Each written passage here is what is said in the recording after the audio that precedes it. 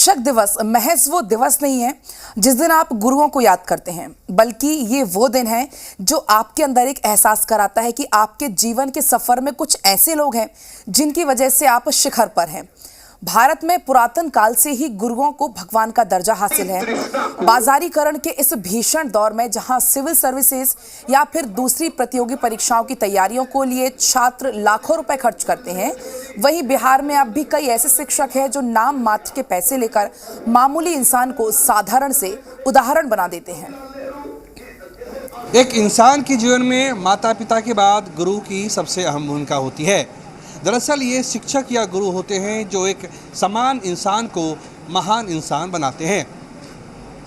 हम इस वक्त राजधानी पटना में एक ऐसी जगह खड़े हैं जहाँ पे हजारों बच्चों को निःशुल्क पढ़ाया जाता है। एक कह सकते हैं कि 11 रुपये की जो टोकन मनी होती है, उसके एवज में जो बच्चे सक्षम नहीं होते हैं उन्हें पूरा कोर्स पढ़ाया जाता है।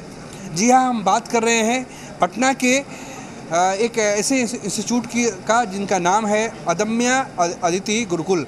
इस वक्त यहाँ पे क्लास चल रहा है और आप देख सकते हैं कि सैकड़ों की संख्या में छात्र और छात्राएं अध्ययन कर रहे हैं। दरअसल ये वो बच्चे हैं जिन्होंने ग्रेजुएशन और पीजी कर लिया है और अब इनका लक्ष्य है सरकारी नौकरी करने का।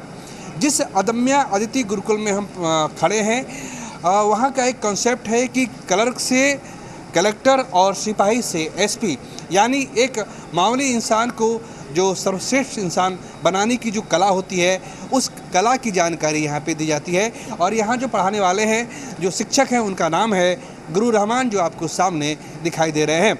यहाँ पे मात्र 11 रुपये की टोकन मनी में ये जो गुरु रहमान हैं वो छात्रों को पढ़ाते हैं। जो छात्र या छात्रा आर्थिक रूप से सक्षम नहीं है, वो उन्हें यहाँ पे निःशुल्क पढ़ाया जाता है और तब तक पढ़ाया जाता है जब तक कि वो सरकारी नौकरी और अपनी मंजिल हासिल नहीं कर लें। हम सीधे चलेंगे गुरु रहमान के पास। सर, कल शिक्षक दिवस भी है। ये जो आप 11 रुपये की टोकन मनी में पढ़ाते हैं, ये विचार कहाँ से आया और अब तक कितने बच्चों को पढ़ा चुके हैं आप? देखिए, सबसे पहली बात तो मैं बता दूं कि मैं एक पुलिस ऑफिसर का बेटा हूं, लेकिन मेरे जीवन में कुछ पर्सनल घटना घटी। जैसे कि मेरा अंतरधार्मिक विवाह है और मेरी पत्नी अमिता कुमारी, मेरी बेटी अदम्य अदिति, मेरा बेटा अभिज्ञान अजीत, तीनों अभी हिंदू हैं।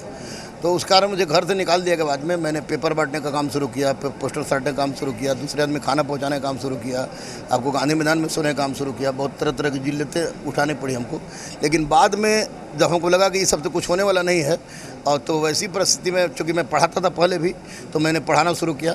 और जब पढ़ाना शुरू किया तो धीरे धीरे पढ़ाते पढ़ाते मेरे पास ऐसे ऐसे लड़के आए जो कोई शहद लेके आता था, कोई सब्जी लेके आता था, कोई बख्तियारपुर स्टेशन पर ये करता था, पवन भोजा बेचता था। तो हम लोगों को लगा कि हमको लगा कि नहीं, जो मुसीबत मैंने झेला है ये मुसीबत ये क्यों झेले, और इनकी तकदीर सुधर सकती है अगर इनको कलम थमा दिया है तो।